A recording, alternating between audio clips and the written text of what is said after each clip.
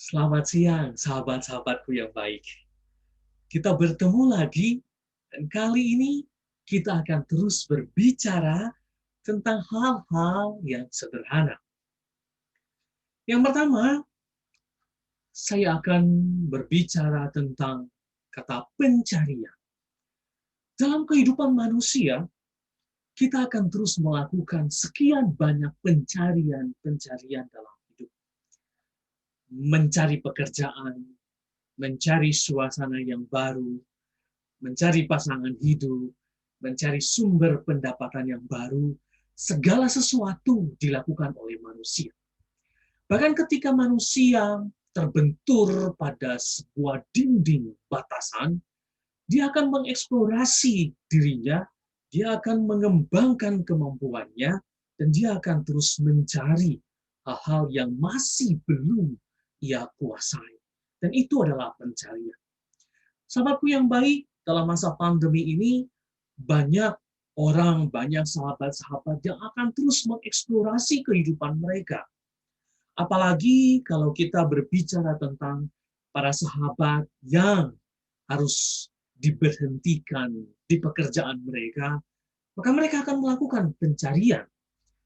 Ketika kemudian para sahabat yang lain berbenturan pada pemasukan kehidupan untuk membiayai kehidupan sehari-hari yang menjadi berkurang, maka mereka akan melakukan pencarian yang lebih lagi. Di antara sekian banyak pencarian-pencarian itu, secara manusiawi kita sadar sebenarnya bahwa setiap hal yang kita cari suatu ketika juga akan hilang. Semakin banyak hal yang kita miliki, pada saat tertentu akan semakin besar rasa kurang puas dan akan terus mencari yang lebih lagi. Suatu ketika saya pernah menuliskan sebuah quote sederhana. Bunyinya demikian, para sahabat. Apa yang kita harus genggam ketika segala yang kita miliki akan hilang? Apa yang harus terus kita akan cari ketika pada akhirnya yang kita punya hanyalah sebuah harapan?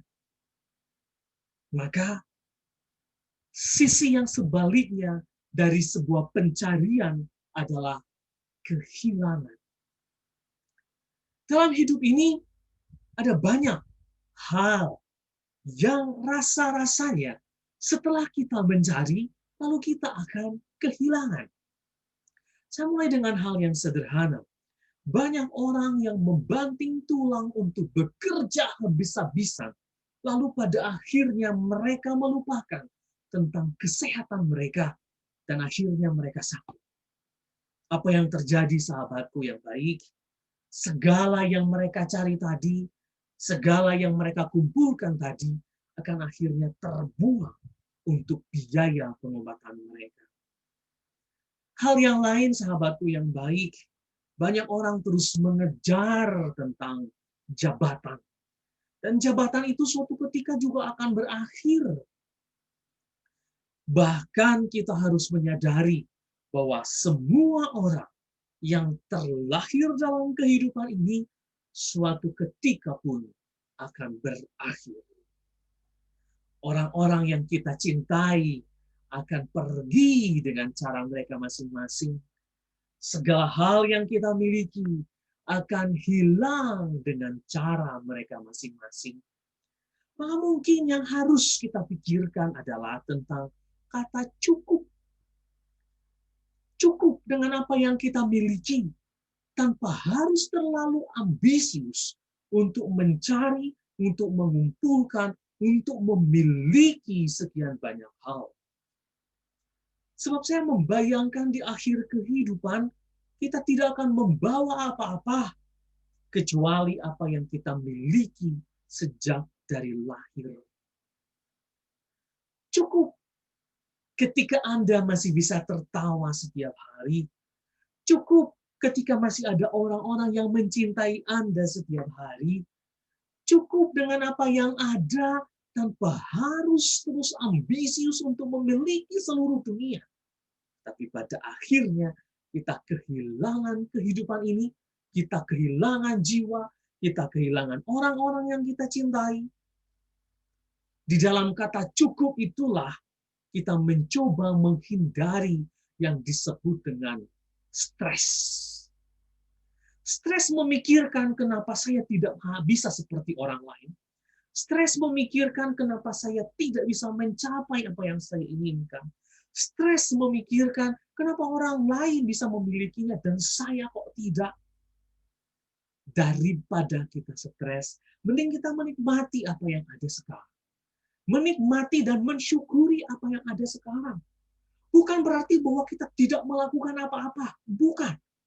Tapi bersyukur bahwa kita masih boleh hidup, bersyukur bahwa masih boleh bekerja, bersyukur bahwa kita masih bisa tertawa, bersyukur bahwa kita masih bisa menjalani hari-hari kehidupan kita, dan di sanalah yang disebut dengan cukup. Sebab sekali lagi saya ingatkan kita, sahabatku yang baik, apa gunanya kita memiliki seluruh dunia, tetapi kita kehilangan hal-hal yang sangat penting dalam kehidupan ini. Kita mencoba menghindari situasi stres.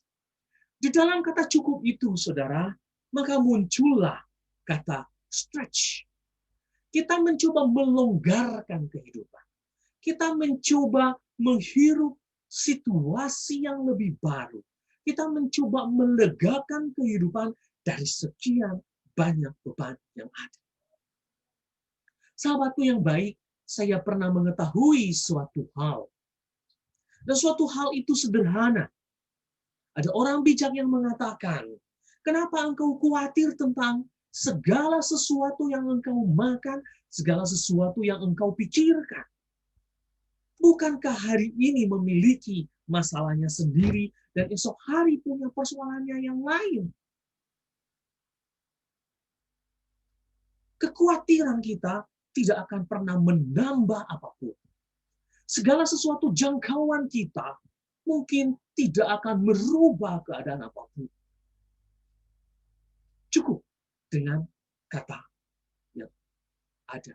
Cukup dengan situasi yang ada. Maka di dalam kata cukup itu hal yang ketiga, sahabat-sahabatku yang baik, adalah kita mempersiapkan diri akan sesuatu hal yang lebih besar yang telah dipersiapkan dalam kehidupan. Saya pernah membaca sebuah tulisan sederhana. Ada orang yang berdoa untuk diberikan kebahagiaan, tetapi justru diberi masalah. Ada orang berdoa untuk diselesaikan masalahnya, tetapi justru semakin besar masalahnya. Di balik itu, kita mempersiapkan diri akan semua berkat yang telah dipersiapkan Tuhan di dalam kehidupan kita. Maka sahabatku yang baik, di situasi selama pandemi ini, cukuplah dengan segala berkat yang sudah ada. Cukuplah ketika Anda dalam keadaan yang baik-baik saja, hidupilah itu dengan penuh rasa syukur. Dan ketika Anda sedang dalam sebuah perjuangan, cukuplah dengan apa yang Anda dapati setiap hari. Cukuplah dan bersyukurlah dengan berkat yang ada setiap hari buat Anda. Maka di sana Anda akan menikmati kehidupan. Anda akan melonggarkan kehidupan Anda akan merasa lega yang luar biasa. Tuhan memberkati.